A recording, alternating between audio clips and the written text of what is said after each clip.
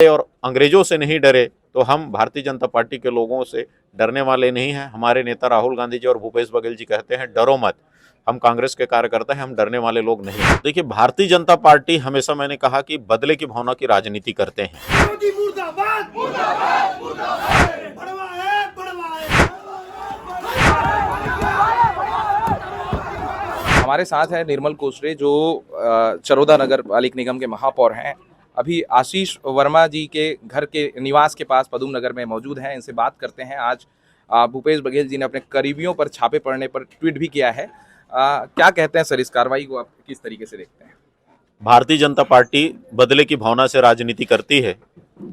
जब भी छत्तीसगढ़ में चाहे कांग्रेस का अखिल भारतीय अधिवेशन हुआ हो, उस समय आप देखिएगा कि रामगोपाल अग्रवाल जी, गिरीश देवांगन जी सहित कांग्रेस के हमारे कार्यकर्ताओं के ऊपर भी उन्होंने कार्रवाई के नाम से उनके घर में ईडी का रेड पड़ा।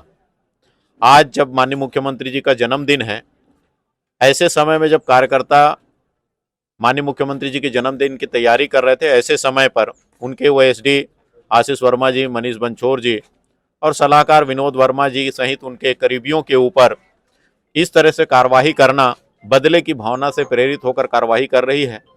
भारतीय जनता पार्टी को ये लगती है कि ईडी के माध्यम से छत्तीसगढ़ में वो अपनी सरकार बनाएंगे, तो निश्चित रूप से ये उनकी भूल है। उनके पास कार्यकर्ताओं का अभाव हो चुका है और ईडी के माध्यम से गांव, गली और शहर तक पहुंचकर लोगों को, कांग्रेसियों को डराने और धमकाने का काम कर रही है। भारतीय जनता पार्टी के लोगों को मैं आपके माध्यम से कहना चाहूँगा, ये वही कांग्रेस के लोग हैं जो देश की आज़ादी की लड़ाई लड़ी, जो गोरों से नहीं डरे और अंग्रेजों से नहीं डरे, तो हम भारतीय जनता पार्टी के लोगों से डरने वाले नहीं हैं। हमारे नेता राहुल गांधी जी और भूपेश बघेल जी कहते हैं डरो मत, हम कांग्रेस के कार्यकर्ता हैं, हम डरने वाले लोग नहीं हैं।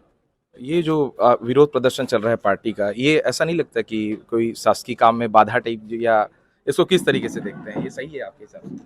देखिए, आज तक ईडी ने छत्तीसगढ़ में कार्रवाई की है। जो कार्रवाई उन लोग कर रहे हैं, आखिर लोगों के बीच, जनता के सामने सच्चाई क्यों नहीं रख रहे हैं? लोगों को सच बताना चाहिए। जिनके घर उन्होंने ईडी की कार्रवाई कराया, कितने लोगों के ऊपर उन्होंने चार्जशीट दाखिल किया और कितने लोगों के ऊपर कार्रवाई किया। लोगों को सिर्फ परेशान करना है। आज माननीय मुख्यमंत्री भूपेश बघेल जी के जो भी करीबी हैं, उनके घर जाकर बदले की भावना प्रतीत होती है और बदले की भावना से प्रेरित होकर इस तरह की कार्रवाई लगातार भारतीय जनता पार्टी की सरकार कर रही है।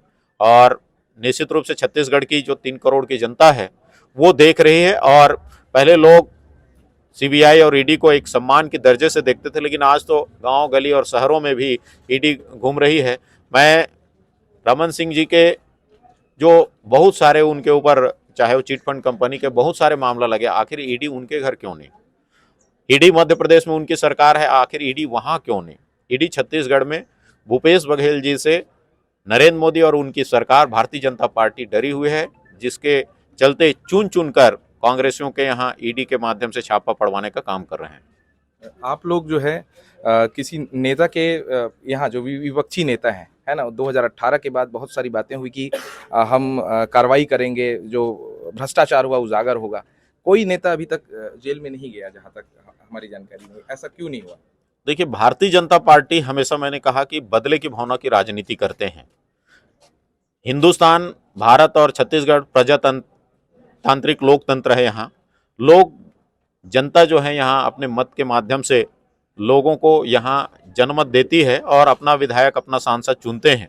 लेकिन भारतीय जनता पार्टी को, मुझे ऐसा लगता है कि छत्तीसगढ़ में जो भूपेश बघेल जी के नेतृत्व में जो आंधी आई और 90 में से 71 सीट जीत के आए, आज भी जो स्थिति है वो भारतीय जनता पार्टी की दयनीय स्थिति है। तो वो चाहते हैं कि इस तरह से कांग्रेसियों के ऊपर ईडी के छापा पड़वा के उनके मनोबल को हम लोग गिरा के छत्तीसगढ़ में हम सरकार बना ले, ये उनकी मंशा कभी पूरी नहीं होगी।